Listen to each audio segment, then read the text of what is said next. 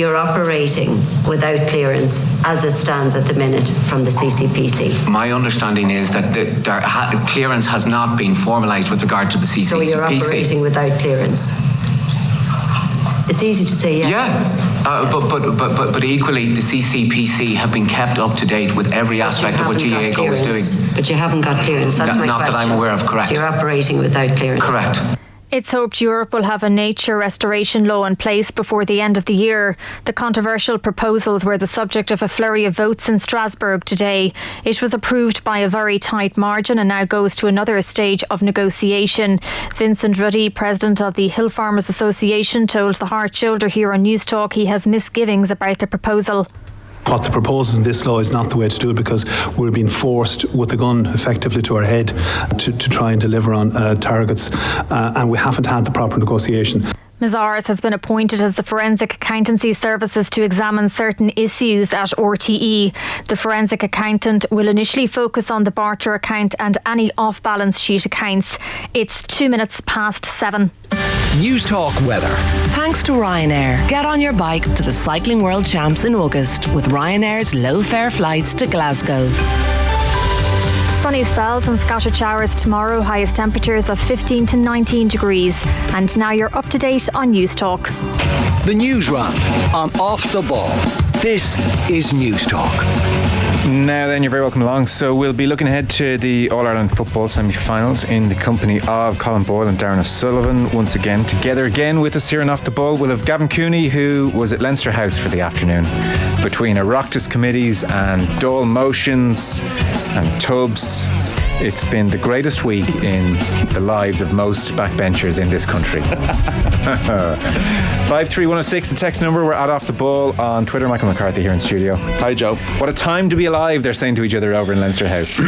Literally putting together their sort of election portfolios for next year. Is like I quizzed the hell out of Tuberty. And the next day I had McBennett in. See what I said to McBennett? Did you see? Oh yeah, they love that. They cheered, apparently, I heard in the pub when I asked Tubbs that one. Richie McCormack, hello. Having sat through 2 days back to back of this Dáil committee hearing stuff, I am not voting for anybody in the next elections unless they can guarantee me that they'll shut down Oireachtas TV for us never to have to watch it again. It is mind-numbing, absolutely mind-numbing. Today was, I guess, case in point. Yesterday was a little bit more simplified because you got two people asking the questions, or two people answering the questions, pardon me, whereas today was a mess, an absolute mess. I wouldn't say generally I've sat through lots of them, but I did in my time here at the station working current affairs show. So there have been occasions where, as a researcher, I was told, you sit there and watch this committee for the next 2-3 hours and pick out some clips and have it all ready to go. And obviously there have been some sports ones in the last couple of years. The standard is very, very, very poor by comparison with what we see at Westminster, where actually there've been some really good questioning, forensic, like it generally, I'd say across the board, there's very little tic-tacking in terms of, like, we're a joint committee, so party allegiances should be left at the door. We're working as a committee in some ways, so why don't you quiz on that area and I'll quiz on this area, and that way we sort of work as a team. What they like to do is, I have my question and I want to be seen on TV asking my question, so I don't care if you've just repeated your question. If I'm repeating your question, I'm going to ask. Even worse. Even worse. Today they had 4 minutes each, and as Mick says there, the opening 3 minutes of the 4 minutes that each TD or senator would have would be a statement, essentially. And I swear to God, if there were as many old people in this country as there are a pocket full of old people in TD's tails, we would have a country that is essentially just an old person's care home, because they can't possibly exist in that many numbers. It's a shambles. Like, it's an absolute. And people saying that certain games should be free to air just because of David Clifford. Like, there was I think John Fogarty from the Examiner had a bingo card out earlier on today about things that will be mentioned in this hearing, and I'm fairly sure that all of them were ticked off, every single one of them, multiple times. Nothing got sorted, nothing of consequence really kind of came to light, and it was all because of the circumstances and like, imagine having 9 people presenting this segment of the show. Like, not happening. 3 is probably bad enough. You don't even need me. But like 9-10 people in a room at the same time for half an hour, you imagine what you're going to get out of that. Similar in a committee room. In all seriousness, now, do you know what it tells me though? Because I didn't think it was terrible yesterday, Joe. I thought that maybe there could have been a little bit more joined up thinking and all of that, but like that's kind of, we're past that in the days of, we're just in this post-political era. There's never going to be a kind of a common good sense again, I would say. But I think they were very, very well prepared, and could they have been better? Absolutely. Today is an example, I think, of how little sport matters to the body politic in this country, and how much it is an opportunity for easy point scoring and grandstanding. So the people who are using 3 minutes of their 4 minutes to make a speech and to talk about hypocritical old men who can't see matches, and David Clifford, and how important sport is and all. Now, I'm not saying this is the case for everybody, but from what I've always seen in this regard, it is nothing more than a rallying call politically. There's no actual solutions, because it's not high up on their agenda. It's not important to them. They haven't done the work that they did yesterday. And just because the whole country was watching yesterday didn't make that more important. That was a celebrity hearing yesterday. It wasn't actually that important at all, really. No. It's probably the least important of all of the RTE hearings that have been happening over the last 2 weeks. Really, it was just a witness almost. Whereas today there's an awful lot of important matters, not bigger than the housing crisis or the National Maternity Hospital or anything like that, but important matters to the world of sport, and they weren't prepared for it because they don't care. And that's just always been my opinion on the way sport is treated by politics in this country. On the grandstanding thing, there was one particular TD who was questioning the representatives in TG Carr there today, and was putting it to them, who have been screening the Women's National League, Women's Premier Division as it is now for the last season and a bit or more, that they should screen women's football from this country, domestic women's football. And they had to, pretty sheepishly put it back to them, well, we actually are doing that. Like there's a real lack of research in these things from these TDs and senators that is, like in any other sphere, would be shameful lack of preparedness. And yet there they are quizzing our greatest and brightest in the heads of sporting associations and media companies, and they haven't a Danny LaRue where they're going with any of their questioning. It's ridiculous. I do remember the one a couple of years ago where the 3 heads of GAA football, Delaney and IRFU, all were there, and Delaney headed off halfway through. He had something to do, so they're like, oh, no worries. I think at one stage someone asked him, like, will we get more tickets? Will we get a few tickets in it for us if we host the Euros? And this wasn't too far before John was in there with his lawyer not answering questions on advice from counsel. Softer questions that first day. Yeah, it did quite expose how ill-prepared everybody was. Yeah, I would say, and this is obviously comes with a health warning, it's just one of those cheap opinions that you throw out there. So we're better to do it than national radio. But I dare say the standard is probably unprepared most of the time, and we just don't see it because who's tuning into a Oireachtas TV?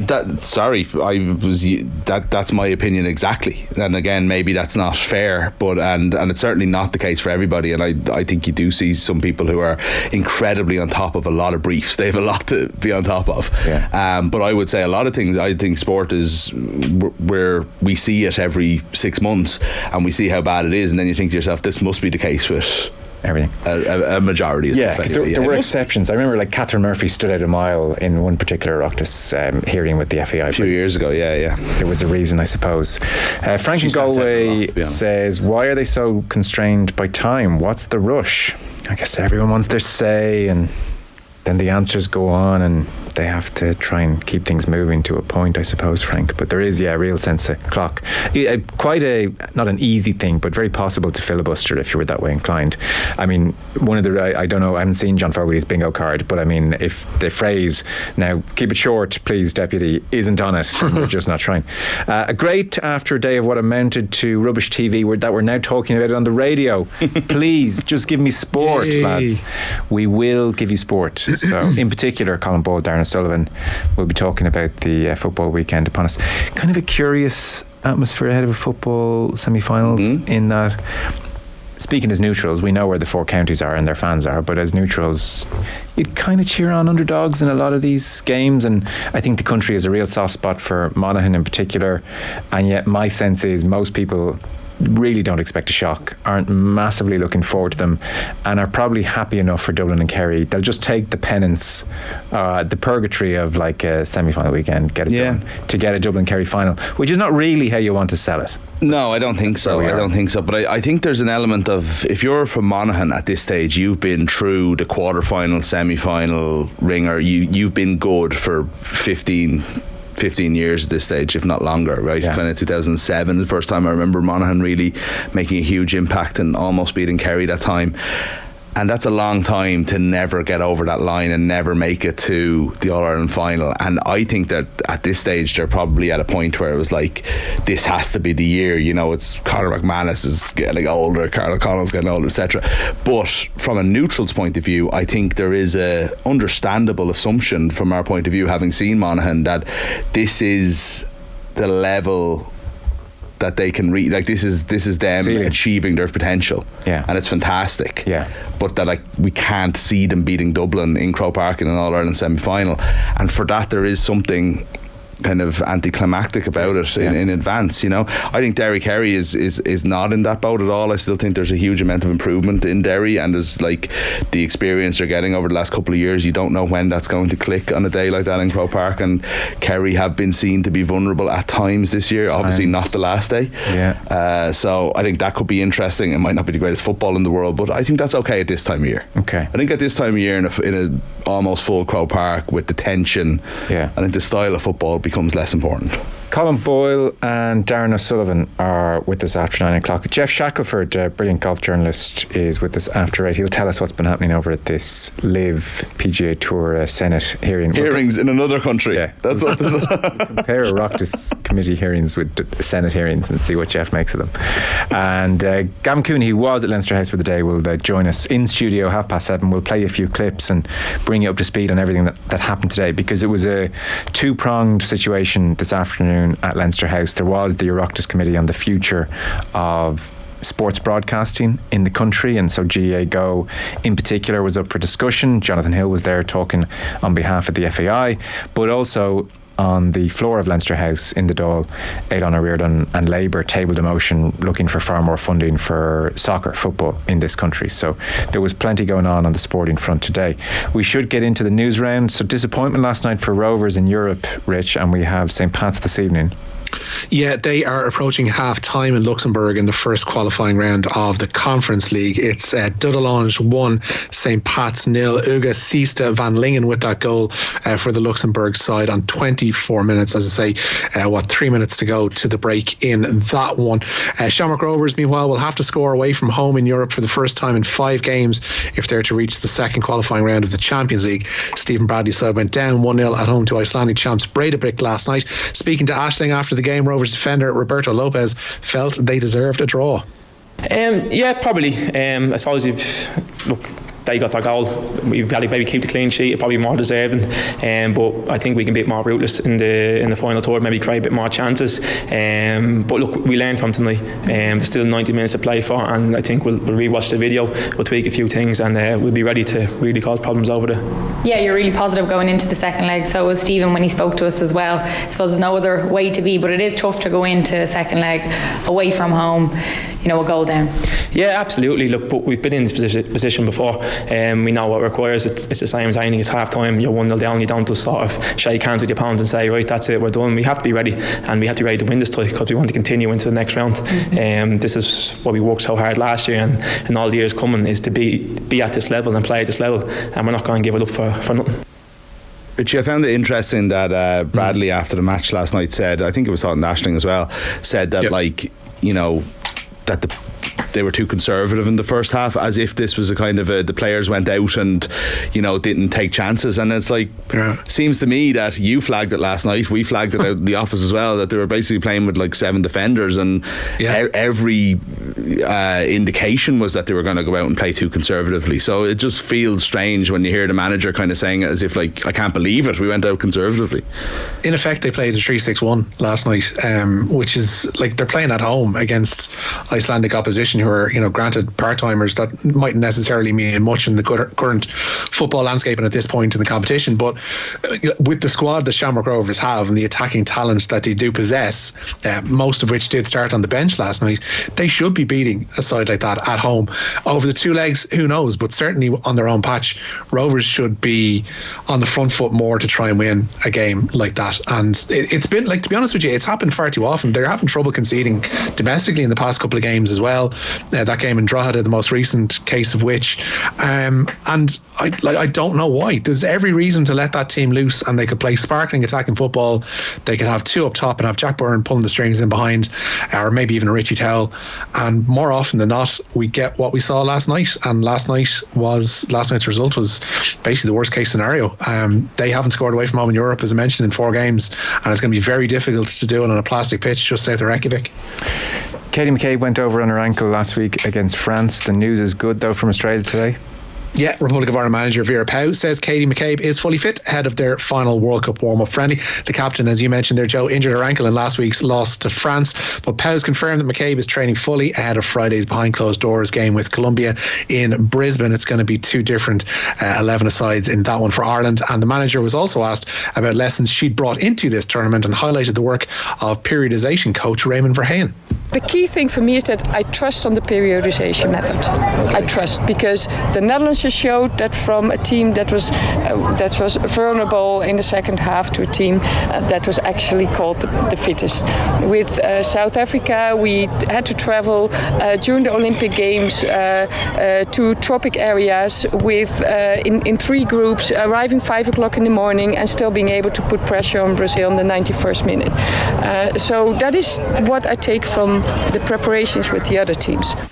Yeah, she's had a long standing relationship with Raymond Verheyen and puts a lot of trust in him, and they'll need to be in good nick, because looking at I saw a graphic of the collective travel arrangements, Ireland have a real dud deal in this group. They're here, they're over to Perth on the west coast, and they're back there 8,000-9,000 K in the space of 8-9 days, as well as the 3 games, whereas naturally enough home side Australia are far more, we're just going to hang here on the east coast and do our bits. So it's a tough schedule for the Irish team. It really is. Tough schedule, tough group. There's a lot working against them, in fairness. Come here, is this Raymond Verheyen who used to come on the show to give out about Arsene Wenger all the time?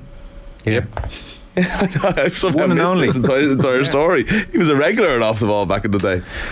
He used to just constantly kind of like want to give out about Arsene Wenger, wasn't it? And his methods at Arsenal. And more recently, he was always going on about Jurgen Klopp as well, and the spate of, I remember there's a string of knee injuries not long after Klopp took over. Like Danny Ings was obviously the one that stood out, but he mentioned that, well, this is what happens a lot of the time. He was the "I told you so" guy as regards training on Twitter for a long time. I somehow missed that he's now involved in Irish football. Yeah, no, big time. Well, I mean, unofficially, I suppose, through Pauw, but where I first came across him was maybe 10-12 years ago, when Craig Bellamy, of all people, and I don't think Bellamy was probably not wrong about this, but he was looking at, name a slow plodding defender. I'd rather not. It's hard when you're on the spot. Gary Pallister. Right, there you go. I was going to say Martin Keown. Slightly different generation. Unfair, yeah, okay. But Bellamy was in training and saying, sorry, I'm this super fast twitch muscle machine. Why am I doing laps of the field plodding around like Pallister over there? I should be doing different training, surely. And kicked up a real fuss about it. Was probably quite correct in that. And he enlisted Verheyen's help personally. That's where I first remember hearing him in a big way. But I'm sure we'll get him on Off the Ball easy enough again. Yeah, why not? Talk to him. Now that he's back in the limelight. Sure is. So, Rich, I mentioned the Oireachtas hearings today. So, Tom Ryan was there, GAA Director General, amongst others. Yeah, and the GPA has welcomed the view of GAA Director General Tom Ryan on the protests engulfing the women's codes. Women's footballers and camogie players will not be engaging with official media duties for the remainder of their All-Ireland Championships. They've stepped up their protest as they seek the implementation of a female squad charter. The GPA said today they will organise their own media engagements. Ryan was asked by Sinn Féin TD Chris Andrews at that Oireachtas hearing about the GAA's role in the ongoing impasse. As an organisation, we absolutely ascribe to the idea that certain standards are required and are deserved of all players. So what are you doing to sorry for interrupting you, so what are you doing to ensure that female participants get equality? Well, the first thing that's worth noting, and it's important to note, as things stand at the moment, we don't govern those two sports. Now, we support them. But you use women footballers and camogie players to sell your tickets. We don't govern those sports, Deputy. So what we are doing... You can't wash your hands of it though, surely. Well, we're here, and I know we'll be talking about governance as a topic, and it's very clear that there are two governing bodies who do take responsibility for those games. I don't think it would be proper on our part for us to intervene and to usurp their authority. So what we are is we're in the background. We support those two organisations in all manner of ways, and I'd like to think that they would acknowledge and accept that. And if and when those organisations call upon us to play a role, we will do so. So they haven't asked you to intervene yet? In fact, quite the opposite. The two organisations are dealing with this issue in their own right. And the GPA haven't asked you to intervene? The GPA have asked us to intervene, but in actual fact what we've done, Deputy, is what we've said is, look, we're there to support Gaelic sports of all codes. We support the two organisations that govern ladies football and camogie, but ladies football and camogie themselves are the primary organisations who are charged with that responsibility. That's a very interesting clip, actually. Sheds new light in the situation. It's quite reasonable, in fairness to Tom Ryan, if the Ladies Gaelic Football Association and the Camogie Association are, in his words, quite the opposite to asking the GAA to intervene, then clearly they can't. If they're saying, let us handle this for the time being, the GAA can't just say, no, step aside, we're going to intervene. I kind of disagree. I think that they can, like, they're again in a thing where democratically we've all agreed, or Gaelic players and Gaelic the three organisations have agreed to come under the GAA umbrella in time. It will take a long time. There's a lot of work to do. I think the GAA are well within their rights as the assuming authority to at least strong arm a little bit, at least to play a part, at least to have some influence in there, and to be at least a heavy-handed suggester as part of this scenario. Now, so I do understand that ultimately the authority and the decision making for the time being will come down to the Camogie Association and the LGFA, but to suggest that the GAA are just like hands up, we can't do anything about this, I think is I don't feel that that's the case. I think the interesting next question there would have been, if the Camogie Association and the LGFA do ask you to intervene and do say financially, through fundraising or through government grants, we can't actually meet the cost, will you help us meet the cost? What would your answer be? That's the key question. And obviously it wasn't asked, and maybe that's the key question that needs to be asked the GAA. But I do understand, Tom, right, like, you don't know personalities here, Mick. You might be really putting noses out of joint to just march in there and say, here, listen, Camogie, LGFA, the men are here, you step aside, we're going to sort out your funding. You really, like, you could actually damage relations. But I just think that, I mean, again, I'm almost thinking of it, like, politically, that is just the way of the world. That the bigger organisation that is coming in to take over and has been given that mandate, they have to have a say. You can't just wait until the day that they hand over the keys. Like, they have to have a say in the transition. So, look, I understand what you're saying, and look, I mean, I think it's complicated for sure, but I just think that it's not as simple as nothing to do with us, lads.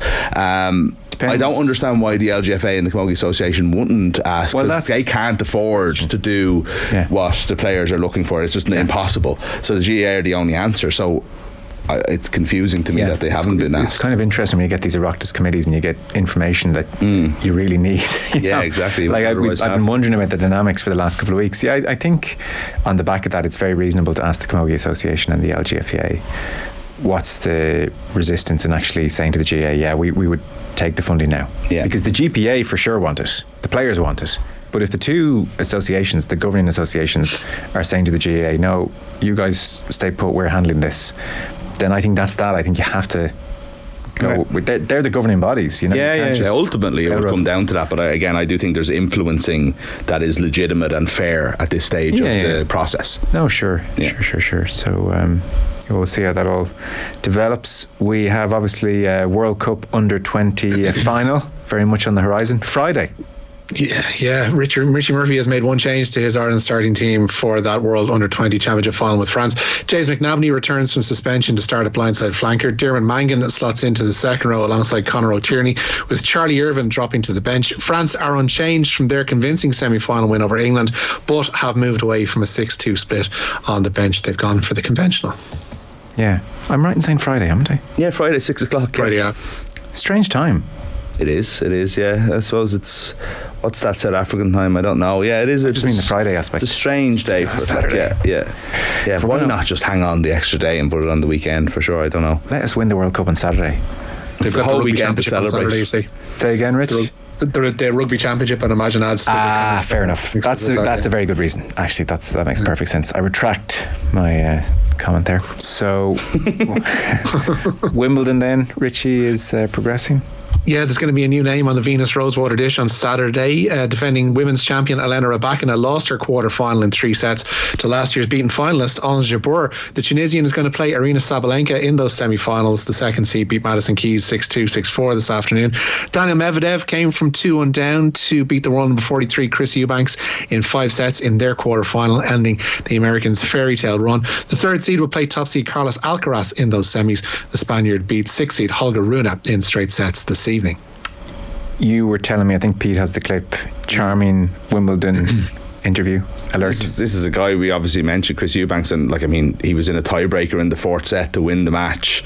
He was 2-1 up the tiebreaker. Medvedev was just killer instinct in the 4th and 5th set in the end, but he was so close, and this is a guy who's nowhere near this level and was just on a show that Richie actually came across it. He was on a show on YouTube before he went over to the UK, talking about what his dream would be, and it's not to win the tournament, it's just to kind of make it this far. I would love to have a second week run at Wimbledon or US Open. I've never played main draw Wimbledon, so we'll see what that's like when I go. But just I think it could be very, and then to be able to tell people that don't know tennis, I quartered at Wimbledon. Granted, it's not Serena. It's not I got 7 of them, but it's damn, you quartered Wimbledon. It's a different level of respect when you I quartered the French Open. Oh, that's cool. That's nice. I quartered Australian Open. Oh, that's dope. Sounds different. That's dope. But it's I quartered Wimbledon. The Wimbledon, the movie, the bad tennis movie, Wimbledon. Wimbledon. That would be my thing. So if I could be 20 or have a deep run into Wimbledon, the US Open, I don't want to say I'd be satisfied, but I'd be pretty happy. I would love to have a second week run at Wimbledon or US Open. I've never played main draw Wimbledon, so we'll see what that's like when I go. But just I think it could be very, and then to be able to tell people that don't know tennis, I quartered at Wimbledon. Granted, it's not Serena. To be fair to him, he wasn't repeating himself endlessly there. The audio seemed to loop. He hasn't lost his mind. Just to point that out, because I was losing my love for him as it went on the second time. Why are you going back to starting to really labouring the point here? No, I love it. It's just so. It's nice. He's 27, so previous 27. To this second round Australian Open this year, so he's having his best year. First round French Open dumped out. US Open last year he got to the second round and he was very much a qualifier for Wimbledon and is now quarter finalist. Made the quarters. Only cracked the top 100 this year. Only cracked the top 50 in March or April. I think it was April actually.